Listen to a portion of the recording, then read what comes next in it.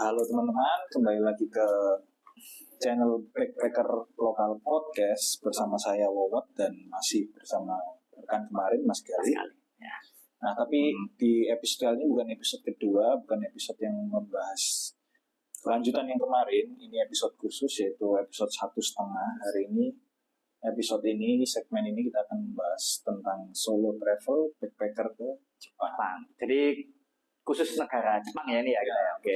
Nah, karena Mas Gale sudah beberapa kali ke Jepang dan saya beberapa ke Jepang, kita akan sharing pengalaman kita untuk kawan-kawan yang baru pertama kali mau solo travel backpacker ke Jepang. Oke.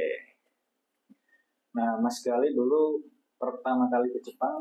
Pertama kali ke Jepang solo travel nih ya 2018 waktu itu ke Tokyo kotanya. Jadi Tokyo only karena di situ waktu itu memang tujuannya hanya nonton konser aja waktu itu.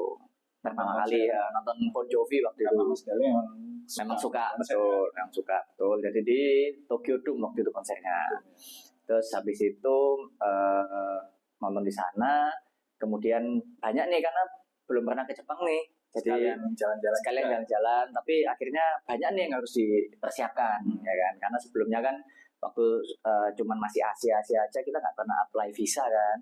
Nah kalau Jepang kita harus pakai visa. Ya. Waktu itu belum ada paspor belum ada, jadi paspor biasa. Kita mungkin persiapan yang aku siapin dulu sih paling utama itu visanya dulu.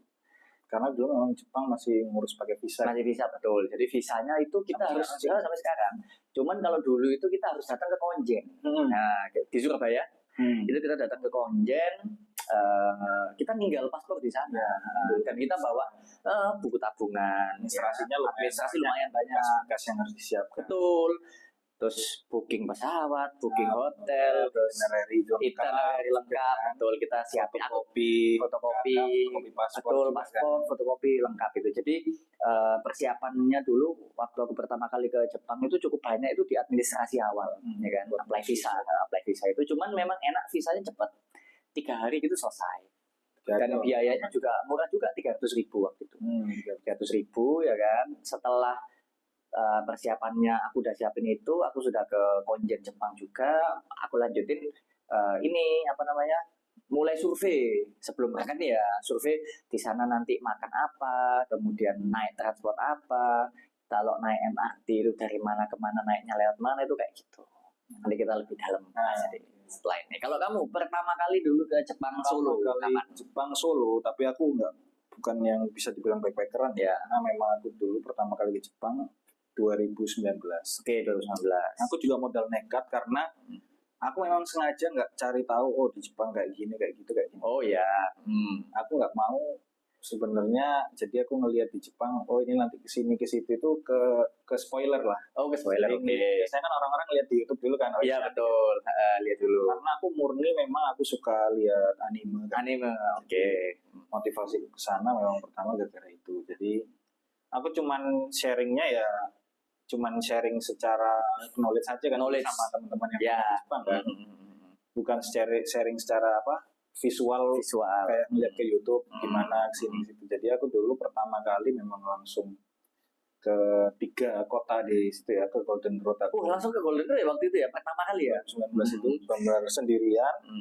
Dan aku juga memang belum pernah ke luar negeri lain selain waktu itu pertama kali solo travelku ke luar paling jauh ya, paling jauh di Jepang. Dan itu langsung Golden Road yang 3 kota besar di Jepang. Apa aja waktu itu?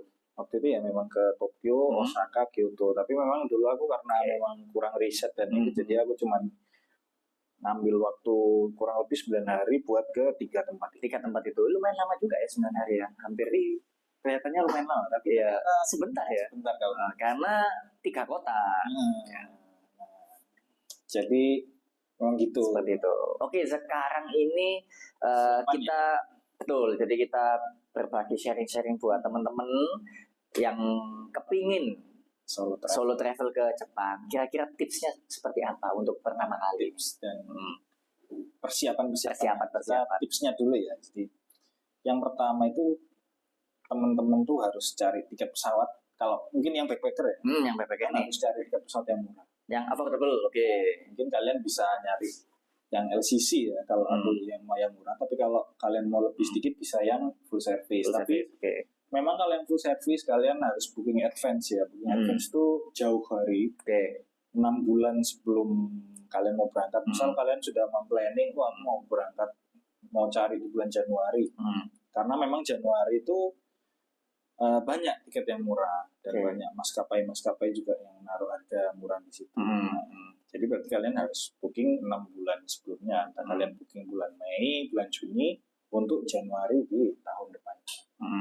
Tapi kalau LCC kemarin kan aku baru juga dari Jepang. Ya, yang minggu kemarin itu ya, itu naik LCC ya, maskapai hemat itu ya. Itu gimana itu? Booking min 2 minggu. Oke, 2 minggu. Memang nggak dapat yang paling murah, tapi memang rata-rata sekarang harganya mungkin yang menurutku murah segitu ya. Jadi bisa dapat, harusnya itu biasanya tuh kalau satu one way ke sana LCC, apalagi bookingnya min 2 minggu, itu biasanya di harga 3 jutaan. Kamu dapatnya berapa waktu itu? Aku dapat 1,7. Oh, murah itu. Dari Juanda? Dari Juanda sini. Dari Surabaya. Jadi worth it ya buat kalau misalkan teman-teman yang kepingin pertama kali ke Tokyo, ke Jepang, terus dapat harga tiket segitu, naik pesawat LCC yang hemat-hemat itu worth it juga tuh. Kalau LCC kan konsepnya gitu, mereka tuh nggak menjual kenyamanan, tapi mereka menjual yang penting kamu bisa ke sana. Yang penting kita bisa datang ke negara itu. Kamu bayar, aku antar kamu ke sana. Antar kamu ke sana. Ya kalau nggak nyaman, kalau menurutku kemarin aku naik Scoot ya. Scoot ya. Itu ya pesawatnya udah pakai pesawat yang Armada yang baru lah. Ya. Yang kamu ceritakan itu ya. 787 itu Dreamliner. Bahkan Garuda pun menurutku nggak punya line yang 787 ya. Iya 787. Garuda punyanya 777 sama A330, 900, A350 ya. Nah, Scoot punya itu. Jadi kemarin worth it juga ya naik Scoot itu ya. Worth it menurutku juga, meskipun dia emang nggak ada entertainment ya. Cuman legroomnya lumayan lebar. Ya. Terus bagasinya dia yang cabin itu bisa 10 kilo. Lumayan gede. Jadi untuk yang teman-teman yang kepingin pertama kali ke Jepang pakai maskapai backpacker nih, kita pakai maskapai LCC itu dengan jatah bagasi 10 kilo udah lebih ya, cukup ya? Udah cukup. Jadi aku persiapan kemarin juga aku karena ngelihat itu bulan Januari ya, musim dingin. Apa aja? Aku nggak terlalu banyak bawa pakaian. Yang penting aku bawa jaket tebal itu satu. Aku ngelihat dulu kan di sana weathernya kira-kira seperti apa kondisinya. Aku nyiapin jaket coat yang wool itu. Ya itu satu. Terus sisanya cuma bawa kaos saja. Kaos panjang sama yang penting shawl itu tadi. Buat di sana biar nggak terlalu dingin kalau. Oke. Jadi saranku kalau kalian ke sana mau di bulan Januari, winter, mending kalian cari jaket yang gampang dilepas copot. Karena di keretanya di sana, terus di kayak tempat toko-tokonya itu di sana itu sudah ada penghangatnya. Jadi lumayan panas kalau membantu ya. Kecuali kalau kalian memang mau ke daerah yang salju, harus cari pakaian yang lebih tebal.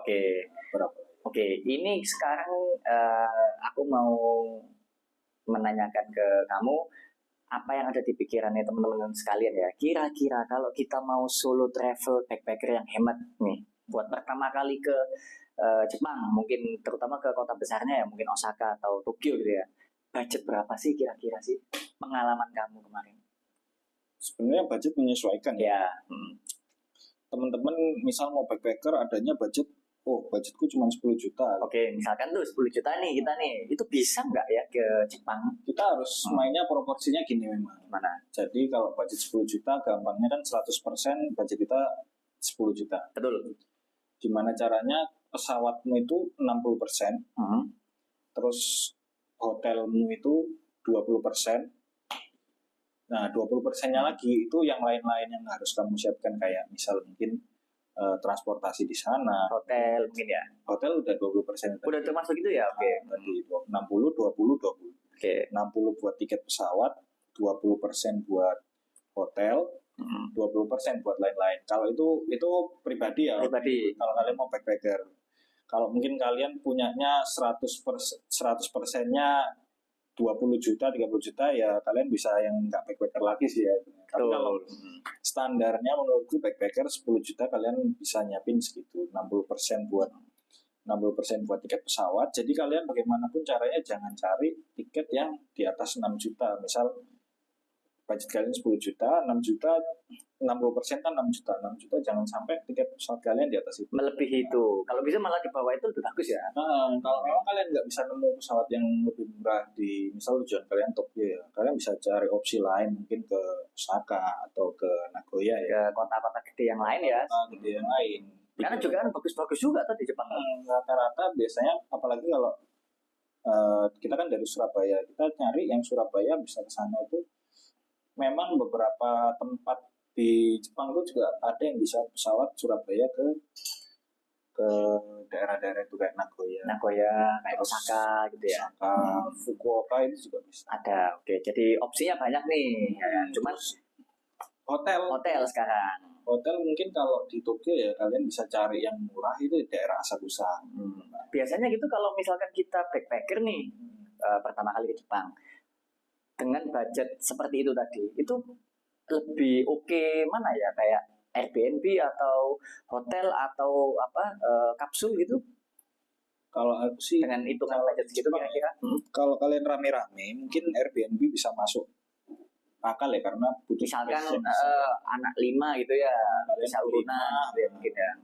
Tapi memang ke minusnya satu Airbnb itu apa, di sana kan nggak ada resepsionis langsung ya. Betul, nggak ada. Jadi kalian misal kalian datangnya malam terus jadi harus koordinasi dulu ya, harus menghubungi dia dulu, dan rata-rata hostnya atau yang tuan rumahnya Airbnb itu nggak di lokasi nggak sih? Nggak di lokasi dan nggak speak bahasa Inggris fluent ya. Iya betul. Jadi kalian kalau mau kontak-kontakan sebelumnya itu mungkin agak susah. Jadi aku lebih prefer hotel atau kapsul. Buat yang kayak pertama kali ke ini ya, ke Jepang ya. Karena kan kalau misalkan yang hotel kapsul gitu kan, kita waktu datang ke hotelnya kan paling nggak ada resepsionisnya. Nanti kita dibantu kan. Mungkin pun kalau nggak ada resepsionis sekarang di sana tuh bisa beberapa kali self check in ya. Self check in, oke. Jadi kalian cuma tinggal nyekan paspor di sana, terus masukin kode booking ya, itu nanti tiba-tiba keluar kartu dari mesin. Itu keluar kartu kalian kamar nomor berapa kayak gitu. Ada tinggal masuk gitu berarti ya. Ada beberapa hotel yang sudah kayak gitu. Meskipun itu hotel kapsul ya. Hotel kapsul. Terus kayak dikasih kode gitu ya berarti buat masuknya. Jadi nanti kita keluar masuk itu bebas gitu ya. Hotel kapsul di sana di Asakusa mungkin start from 300 ribuan lah ya. Wah, berarti itu buat teman-teman yang pertama kali kepengin ke Jepang, apalagi Asakusa menurutku kalau misal kalian landing pesawatnya di Narita Tokyo ya, lebih dekat daripada tengah kotanya Tokyo ya. Betul. Walaupun Narita jauh ya. Tapi kan rata-rata melewati daerah Taito, Asakusa sih. Betul. Kalau di Osaka hotel murahnya ada di daerah Shinimamiya. Shinimamiya tuh enaknya juga itu Osaka ya. Itu stasiunnya tuh banyak lainnya. Pertama, terus arah ke bandara tuh juga dekat, bisa langsung stasiun itu, nggak perlu pindah-pindah. Dan kalau ke kota juga menurutku nggak yang terlalu jauh-jauh banget. Oke. Kemudian kalau dari pengalaman lu ini, daerah-daerah mana sih, terutama di Tokyo sama Osaka itu yang cocok buat backpacker ini? Kan untuk first timer ya, ibaratnya lah solo travel ya, dari pengalaman di kamu nih. Dua kota ini ya. Dua kota kita coba bicara Tokyo sama Osaka ini. Ya. Kalau dari Tokyo? Kalau Tokyo itu ya itu tadi Asakusa, Taito. Asakusa kalau kalian memang mau mencari tempat yang lebih budget friendly ya. Budget friendly dan mungkin ada beberapa banyak daerah destinasi wisata di sana kayak Sensoji Temple itu.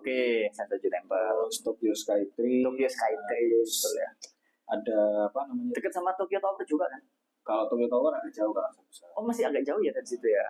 Cuman di sana Asakusa di sana memang udah banyak tempat kuliner makanan di sana juga udah banyak. Terus tempat belanja seperti Donki juga di Asakusa juga udah banyak tersebar ya. Kalau di Osakanya daerah-daerah mana aja nih? Daerah yang mungkin buat dikunjungi atau dikunjungi sama buat backpacker ini yang pertama kali misalkan dapat tiket murahnya nih ke Osaka nih. Lah ini aku worth it tinggal di daerah mana ya? Itu tadi worth it-nya daerah Shin Imamiya. Shin Imamiya, oke. Di Shin Imamiya sendiri itu memang banyak banget pilihan hotel menurutku ya. Hotel yang budget friendly, hotel kapsul yang budget friendly, hotel yang private kamar ada juga dan budget friendly, tapi memang kamar mandinya terpisah. Oke.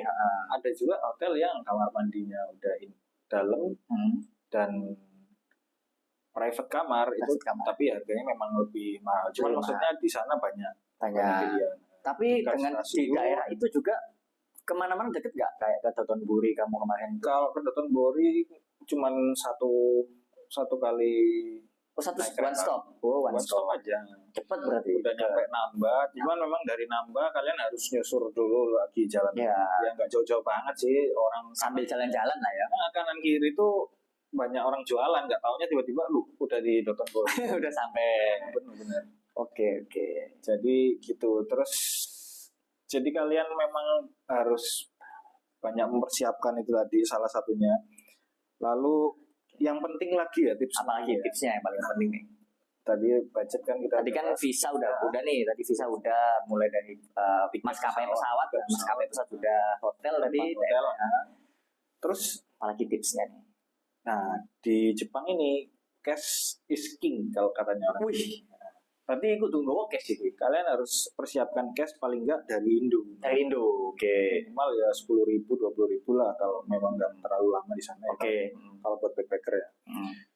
Kenapa nih?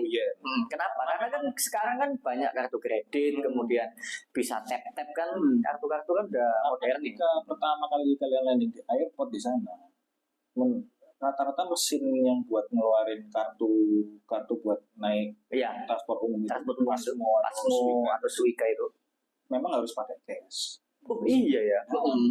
Jadi paling enggak kalian harus nyiapin cash dulu buat pertama buat beli IC card itu tadi ya. Daripada kalian menukarkan uang kalian di sana rupiah ke yen itu kursnya turun. Gapnya jauh. Jauh. Jadi rugi ya kalau misalnya rugi kalau kalian di sana. Mending kalian narik tunai di ATM aja. Cuman nyari ATM juga di sana nggak gampang juga. Cuman nyari ATM ini kalian harus tahu tempat-tempatnya, tapi paling gampang kalian harus punya pegangan cash itu tadi pertama. Paling aman dari Surabaya udah bawa ya. Paling aman gitu. Nah, Oke. Bagus nih. Itu tadi tipsnya. Cash. Terus kalau di sana kan kita budget friendly kan. Betul, budget friendly. Nah, mereka biasanya kalian juga harus tahu kalau di sana makanan-makanan itu kan makanan di mana yang murah kan biasanya. Oh iya betul, karena kan kalau backpacker yang dicari nomor satu adalah pondasi kan, pondasi. Tapi kalau aku punya prinsip ya makan kan yang penting kita kenyang dan enak kan. Kenyang dan enak betul. Paling nggak sego bisa nasi. Mungkin kalau yang orang yang nggak mau terlalu backpacker parah atau yang mungkin backpackeran banget ya kalian bisa nyoba. Kalau yang backpackeran banget ya. Tipsnya kalian makan nih. bisa makan di Konbini, oke. Store kayak 7-Eleven atau Lawson atau Family Mart sana. Banyak ya di sana. Ada banyak makanan yang pintu-pintu. Udah siap makan itu ya. Harganya kurang lebih sekitar ya ada 40 sampai 100.000. Oke. Atau kalian bisa ke Yoshinoya atau ke Matsuya. Oke, itu kayak ini ya, restoran apa ya bahasanya itu? Restoran. Memang kalau di Indonesia itu kayak restoran mahal, tapi di sana itu kayak kaki lima berarti ya? Di sana memang restoran yang mereka di sana rata-rata juga nyari simpelnya, nggak semua orang tuh mau ke tempat yang viral dan makan. Pokoknya aku bisa makan kenyang, enak. Harganya juga affordable dari yang itu tadi. Terus ada Caesarea, oke. Caesarea itu lebih banyak pilihan menunya juga. Tapi itu kayak sama kayak Sukiya sama ini ya, Yoshinoya berarti? Beda. Kalau Caesarea ini yang makanan kayak ala-ala Itali gitu. Oh, ala Itali, Ada steak, ada steak. itu. Cuman harganya Nasi juga, cuman harganya memang lebih affordable. affordable juga. Oke. Cuman kalau kita mau makanan kayak orang-orang lokal nih di Jepang nih di mana nih? Orang lokal karena mungkin aku juga jarang nanya makanan ya. Ya, Tapi bisa sih kalau makanan orang lokal kayak kalian bisa nyari di apa dia kemarin ada aplikasinya, jadi kayak kita biasanya ngeliat review restoran kan di Google Maps. di Google Maps betul. Itu ada aplikasi khusus Jepang yang khusus ngelihat apa review apa restoran yang review itu orang-orang lokal. Kalau nggak salah namanya Tabelog atau apa gitu. Ya. Dari situ. Cuman kadang kalau kita juga makan kayak di Yoshinoya atau di Sukiya, di Matsuya, kita juga banyak ketemu orang lokal yang kayak pulang kerja gitu ya. Pulang kerja makanya di situ semua. Karena itu tadi memang mereka nyari Simpelnya betul. Datang di sana makanan udah jadi, mereka tinggal makan pulang. Iya, termasuk fast food juga berarti. Termasuk fast food di sana. Walaupun di sana kita itu ya nasi sama daging ya gyudon gitu ya. Kultur shocknya di sana memang gitu. Mereka polanya sangat cepat. Ya. Jadi mereka datang makan udah selesai pulang. Ya, berarti maksudnya buat teman-teman yang mau backpacker ke sana ini recommended juga nih kalau makan di tempat-tempat kayak gitu. Karena harganya kan juga murah juga. Harganya lebih murah dari ya restoran-restoran ya Jepang betul pada umumnya, dan juga yang pasti kenyang kan. Tapi mungkin kalau kalian memang mau experience lebih, kalian punya budget lebih, bisa ya dari Jepang misal 10 kali makan ya 10 kali makan itu kalian ke tempat yang murah itu 9 satu kali mungkin bisa lah coba restoran yang lebih fancy ya.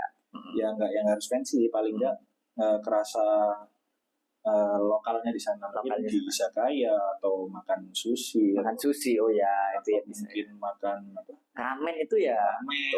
Itu bisa dicoba di sana. Oke, bisa coba. Lanjutnya nih, sekarang aku mau tanya ke kamu, Wot. Pengalamanmu apa sih yang paling berkesan di sana? Dan juga yang paling ribet waktu kamu selama ini mungkin 4 kali kamu ke Jepang nih ya. Apalagi kamu juga ribetnya sih kalau yang udah kali-kali terakhir ini ya ribet, dan yang paling berkesan apa dah? Kalau yang kali-kali terakhir ini udah menurutku nggak sebegitu ribet ya daripada yang pertama kali. Pertama kali itu aku ribet yang jelas masalah bahasa pertama. Oh ya pasti bahasanya kan mungkin kalau kita ke Malaysia ke Singapura kan masih sedikit-sedikit masih bisa ngerti bahasa Inggris, Melayu masih ada tulisan huruf lah ya. Kalau di sana kan memang tulisan full kanji Jepang gitu ya. Tapi kalau mungkin di Tokyo atau Osaka ada beberapa tempat yang sudah ada bahasa Inggrisnya. Oke. Tapi memang di situ nggak semua orang ya bisa fluent bahasa Inggris. Ya. Jadi menurutku mereka pun juga orang lokal sana lebih respect kalau kalian tuh bisa sedikit-sedikit bahasa Jepang. Oke. Jadi memang di situ. Terus kedua ya di transportasi umumnya, apalagi kita di Indonesia mungkin kalau yang Jakarta masih ada lah transportasi umum yang kalau di Surabaya minim juga ya kan karena minim transportasi umum. Jadi kita mungkin sekali datang ke sana mungkin agak shock. Kita di stasiun ini ya, misal ngomong aja stasiun Shibuya. Misalkan Shibuya nih, kita masuk, kita bilang di sana rutenya stasiun Shibuya kemana, misal ke daerah Ginza, betul. Nah itu kita nggak bisa anggar masuk kereta. Harus jalur sebelum kamu masuk kereta, kamu masuk ke line apa itu kamu nggak bisa anggar masuk, kamu harus lihat. Keretanya yang mana ini? Kereta. Ternyata ini line-nya metro. Berarti kalian harus cari dulu nama line-nya apa. Misal Yamanote Line atau apa. Atau misal namanya kemarin tuh apa ya di Tokyo itu yang merah itu MRT di bawah tanah itu lumayan turun ke bawah banget. Jadi satu stasiun tuh bisa ada banyak line. Jadi itu kalau kita di Tokyo atau di Jepang itu ada warna-warnanya kan. Kalau Yamanote Line kan warna hijau. Gampang nyetennya memang Keikyu Line warna biru. Oke, jadi nggak bisa asal masuk kereta. Jadi pernah waktu itu ya udah apa nih pengalaman apa nih? Lihat di map udah masuk kereta aku nggak tahu, langsung masuk aja, oh Shibuya, pokoknya ngetap. Aku lihat ya nggak terlalu merhatikan ini arahnya kemana ya, tapi masuk lah, kok harusnya rutenya jalannya ngikutin yang di map kan ya. Yang di map Itu betul. kok bentang. Ternyata beda warna berarti. Beda warna. Oh, beda warna. Itu guys tipsnya, berarti apa? Kita harus memperhatikan juga. Tapi di Google Map enak sih sebenarnya, biar kalian bisa tahu juga, oh aku saldo di apa? Di IC card-nya. Tapi di Google Map kalian enak, ada keluar kira-kira rute dari misal Shibuya ke Ginza Station itu berapa yen. Oh, udah ketahuan ya di situ ya. Jadi kalian sekarang menurutku traveling yang enak dan gampang, apalagi kalian mau solo travel ke Jepang, menurutku udah enak. Sudah enak. Oke. Seperti itu ya berarti ya. Memang itu tadi masalah-masalahnya ya di kendalanya ya di bahasa dan di kultur shock itu tadi sih. Kultur shock. Oke. Jadi ketika nggak nyampe di stasiun itu, kalian pasti kaget karena benar-benar orang-orang itu pace-nya itu kencang-kencang semua. Pace-nya kencang-kencang. Oke. Jadi pertama kali turun kan di tangga di stasiun, kayak mau lewat ini tuh kayak mau nyebrangin orang-orang ini, kayak harus nunggu orang-orang ini tuh udah kelewat semua gitu. Jadi kayak kamu nyebrang di jalan. Iya. Saking cepatnya orang itu ya. Sampai bunyinya pun gudu-gudu. Berarti kamu ini ya, Bot ya. Wis biasa ya kesasar di MRT itu sering ya. Nah, itu awal-awal dulu ya, mungkin kita dulu ya, aku awal-awal juga sering nyasar juga. Jadi kan pasti sering juga kan. Apalagi kita waktu itu pengen banget kan ke tempatnya Tokyo Drift kan, di Shibuya Crossing kan. Kita udah dari Asakusa menuju ke Shibuya, pikiran kita keluar dari Shibuya Station langsung di langsung nang iku nih crossing, ternyata di lewat mall. Kita bingung loh, kok ini keluar di mall, malah kita keliling. Kalau tipsnya emang mau keluar di Shibuya Crossing itu memang bukan tulisannya itu bukan Shibuya Crossing, tapi Hachiko ya, Hachiko Statue. Jadi patung Hachiko itu ya. Lah mungkin kita waktu itu pernah kita berdua pengen banget ke tempat Tokyo Drift, malah kita masuk mall, malah nggak jadi keluar ke Shibuya Crossing. Ternyata harusnya kita keluarnya di tempat yang Hachiko Statue itu tadi, nanti di situ sudah tembus ke Shibuya Crossing. Jadi ibaratnya MRT-nya lokasi lainnya cuma satu, cuma pintu keluarnya macam-macam. Banyak ya. Karena status stasiun itu nggak cuma lainnya aja yang banyak, tapi pintu keluarnya juga banyak. Kalian mau kemana? Jadi setiap pintu keluar tujuannya juga berbeda. Oke. Jadi menurutku wajar kalau nanti kalian juga waktu pertama kali solo travel ke sana tapi nyasar, itu menurut hal yang wajar. Betul. Oke, terus ini kehidupan backpacker di Jepang, bro. Kehidupan backpacker di Jepang. Jadi gimana sih? Kalau kita bicara backpacker kan identik dengan yang affordable ya. Mulai dari budgetingnya, mulai dari makan dan sebagainya. Lifestyle-nya betul. Terus gimana sih rasanya hidup ngirit di negara yang mahal? Karena Jepang kan termasuk negara mahal juga kan. Kita memang bisa banyak ngakalinya sih. Oke, bisa diakalin berarti tetap ya. Salah satunya ya mungkin dari makan ya. Oke, dari makan. Meskipun di mana di hotel-hotel yang kapsul atau cabin itu tadi, biasanya mereka udah punya kayak semacam dapur lah ya. Oke. Jadi kalian bisa mungkin masak atau mungkin microwave atau ada air panas kan di situ. Nah, mungkin kalian bisa bawa Indomie. Bisa masak sendiri di situ ya. Oke. Jadi tinggal beli lauk aja, beli Famichiki. Famichiki kan cuma 100 yenan kan. Oh ya, murah. Nah, itu buat lauk. Kayak yang kamu minggu lalu ke Osaka, kamu bawa apa dari Surabaya itu? Aku bawa Fukumi ya. Goreng juga. Beras ya, bawa beras. Jadi ya sekali-sekali aku pengen makan di hotel, cuman beli telur di Family Mart, cuman itu. Oke. Berarti kamu kemarin sempat ini ya, masak sendiri ya berarti ya? Memang. Jadi bawa Fukumi beras porang itu, kamu masak kasih air panas, lauknya kamu beli di Family Mart.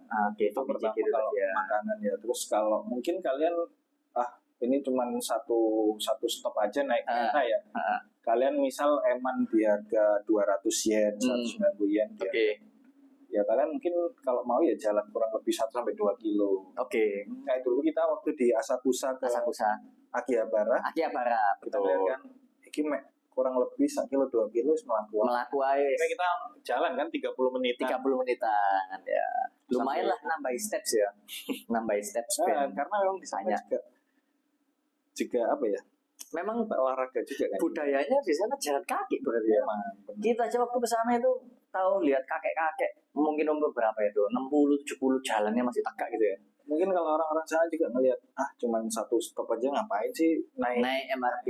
Kadang kan yang males naik turun MRT kan itu ya, naik lift, naik turunnya. Di beberapa tempat harus naik turun lift. Iya. Jadi mending jalan aja, tinggal lurus saja. Betul. Itu lifestyle-nya kalau memang lifestyle-nya betul. Emang sama 100 yen itu tadi ya. Betul. Jadi ibaratnya itu walaupun kita backpacker tapi kita bisa ngerasain how to live like local ya berarti ya. Hidup seperti orang lokal di Jepang. Tapi ya backpacker style-nya yang jangan yang terlalu bambung kayak ya enggak lah nginep di depan tokonya orang gelar itu gelar apa sleeping bag. Oke. Terus ini berdasarkan pengalaman kamu nih kehidupan backpacker di Jepang ya, kota mana aja sih yang paling ramah buat backpacker, terutama kayak misalkan kita memang ngirit lah ibaratnya, yang paling enak, yang paling worth it, dan yang paling ibaratnya murah hinang kota iki, itu di mana pengalaman kamu? Ya karena aku belum ke banyak kota juga sih sebenarnya. Total berapa kota sih kamu? Kalau kamu hitung-hitung? Cuman Tokyo, Osaka, Kyoto udah kan, terus Nagoya, 4 kota ya. Dari 4 kota itu mana yang menurut kamu paling enak buat backpacker? Kalau aku sih mungkin lebih suka di Osaka ya. Oke, lebih suka di Osaka. Pertama hotelnya banyak yang jauh lebih murah dari Tokyo. Betul. Kalau cocok buat backpacker ya. Ya. Terus kedua transportasi umumnya tuh nggak yang susah. Nggak sesusah Tokyo. Oke, betul. Ya. Makanan pun ya mungkin kalau sama-sama konbininya ya masih bisa murah lah ya. Tapi kalau kayak destinasi-destinasi yang nggak berbayar, ya Tokyo, Osaka juga ada sih. Tapi dari segi budget hotel dan yang paling masalah nggak ribet di transportasi. Terus kalau dari Osaka kalian misal mau ke daerah lain, ke Kyoto atau Nara, nah itu kan bagus itu. Kyoto. Jadi kalian nggak cuma nge-explore satu kota, bisa ke kota lain. Itu pun kalian nggak perlu ngeluarin biaya yang mahal-mahal. Oke. Kalau dari Tokyo kan misal kalian mau ke kota-kota lain, ya mungkin kurang lebih harus keluar uang sekitar 2.000 yen. 2.000 yen, betul. Jadi kalau dari Osaka ke Kyoto itu sekitar 1.000 yenan masih bisa ya, udah sampai Kyoto ya. Nara pun 1.000 yenan juga bisa. Oke. Berarti Osaka oke lah ya buat Osaka. Tapi kalau buat first timer pengen aku ini ke Jepang, yang ikonik di Jepang pasti di Tokyo kan. Betul. Jadi aku mau ke Tokyo. Ya menurutku ya memang kalau orang yang pertama kali ke Jepang pasti pengen ngelihatnya Tokyo pasti. Tapi memang tetap bisa diakali ya dengan cara-cara yang seperti kamu cerita tadi ya. Tetap bisa diakali. Tapi kalau yang lebih nyaman, lebih slow dan lebih santai itu di Nagoya atau di kata orang-orang sih di Fukuoka. Oke. Fukuoka itu lebih slow living lah. Slow living, oke. Oke nih, kemudian ini tips kamu nih buat traveler pemula. Apa nih? Pemula. Jadi ilmu-ilmu apa nih, kayak kesalahan yang pernah kamu lakukan waktu traveling, mungkin supaya teman-teman bisa belajar juga dari kesalahan-kesalahan kita. Kemudian kalau bisa mengulang tripmu, kamu udah ke Jepang beberapa kali kan, 4 kali kan. Kalau kamu bisa mengulang tripmu yang pertama, apa yang mau kamu perbaiki? Kalau tipsku ya buat teman-teman, ya nggak usah terlalu ngoyo buat itinerary yang terlalu padat ya. Oke, itu nggak masuk usah, juga itu. Nggak usah berekspektasi terlalu tinggi. Kadang kan soalnya kan anak-anak kan euforia kan, pertama kali nih. Kalau menurutku sih Pokoknya kalian bisa santai, explore sebanyak mungkin tempat yang ada di sana. Sama yang terpenting ya itu tadi, kalau kalian terlalu ngeras ke terlalu itu kalian nggak bisa menikmati. Aku pengennya backpacker tapi selain dapat experience tapi aku juga dapat ketenangan. Jadi misal kalau misal pagi kita ke Osaka Castle terus jam 9 langsung pindah kemana jam 10 padat banget gitu. Aku pengen kalian ke Osaka Castle ya udah di sana kan ada taman, kalian bisa duduk-duduk, bisa makan, bisa nyantai, bisa nikmatin waktu kalian di sana. Jadi aku lebih pengen selain kesana backpackeran, kalian juga harus bisa ngerasain suasana yang ada di sana. Jadi ibaratnya itu buat yang traveler pemula yang mau ke Jepang ya kan, nggak usah terlalu ngoyo dan nggak usah terlalu banyak jadwal ya. Yang penting kalian bisa di sana itu hidup ya, rasanya kalian nikmati aja. Terus kalau tips keamanan nih buat solo travel di Jepang ini, buat pemula-pemula ini apa nih supaya aman di sana nih? Ya banyak orang yang bilang kalau di Jepang tuh aman ya. Pasti ya banyak ya. Tapi kita nggak bisa langsung mengklaim berarti kita bisa, maksudnya ya bisa dengan tenang tinggal barang kita di sana gitu.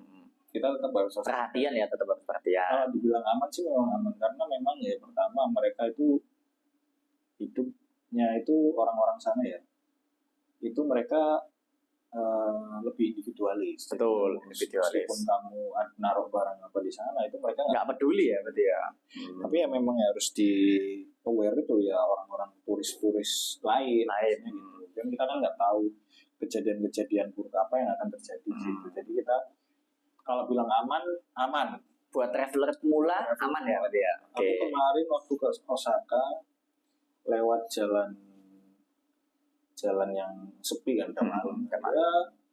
Ya tapi tetap aman meskipun melihat ada orang yang setengah sadar, mabuk gitu ya. Tetap aman. Ya menurutku ada beberapa tempat-tempat yang mungkin harus dihindari apalagi kalau malam ya. Terutama daerah di Shinjuku, Kabukicho.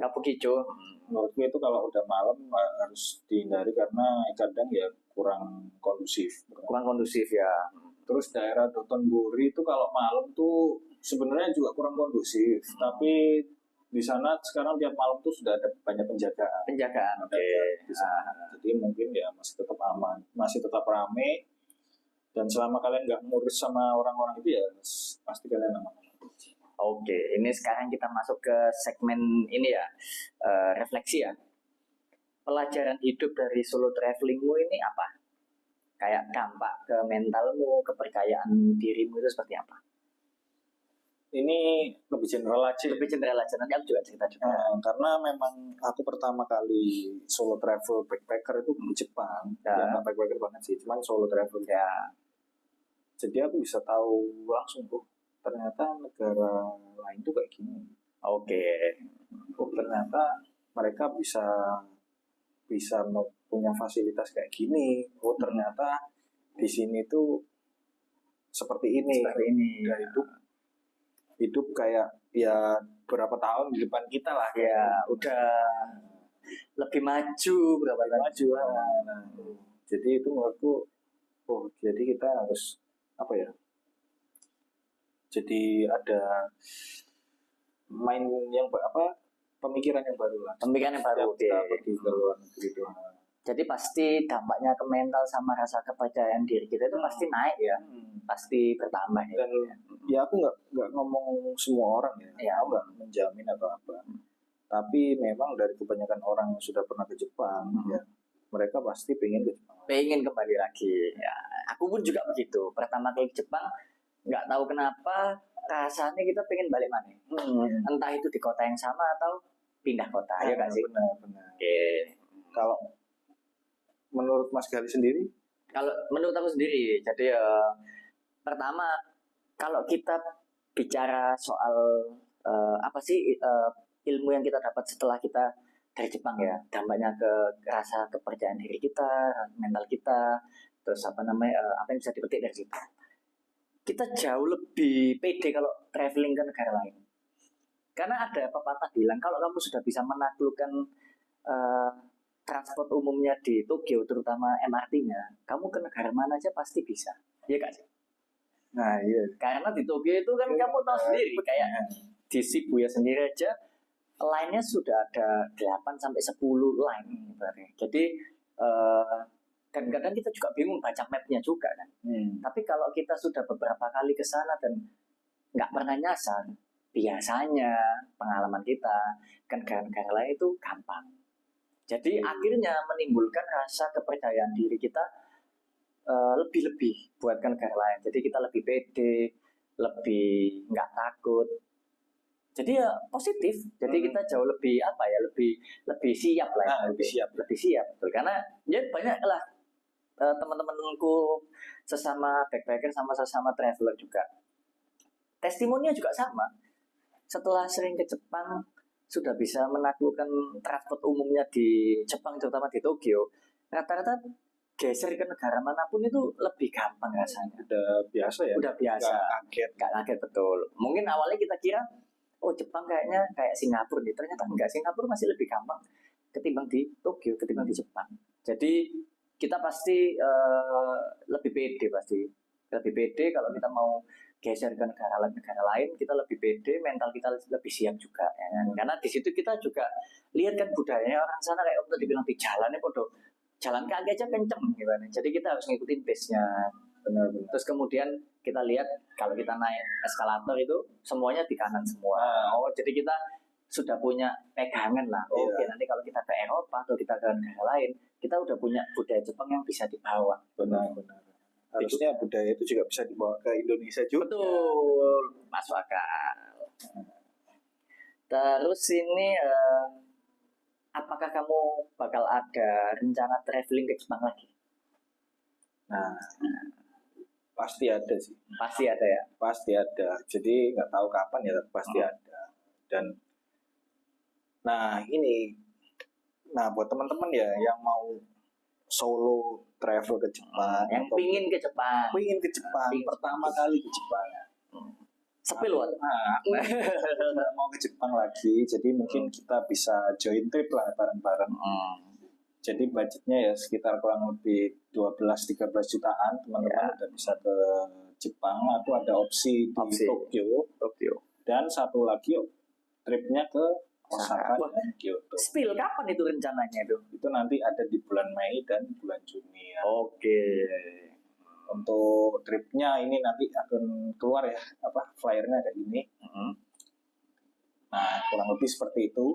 Nanti bisa kamu spill ya. Info lengkapnya dipantau terus aja di Instagramnya Backpackers Lokal, atau mungkin bisa nge-DM ke Gali Bon Jovi atau ke Darwin Muawat ya. Nanti kamu upload aja di story sama masukin ke highlight gitu ya.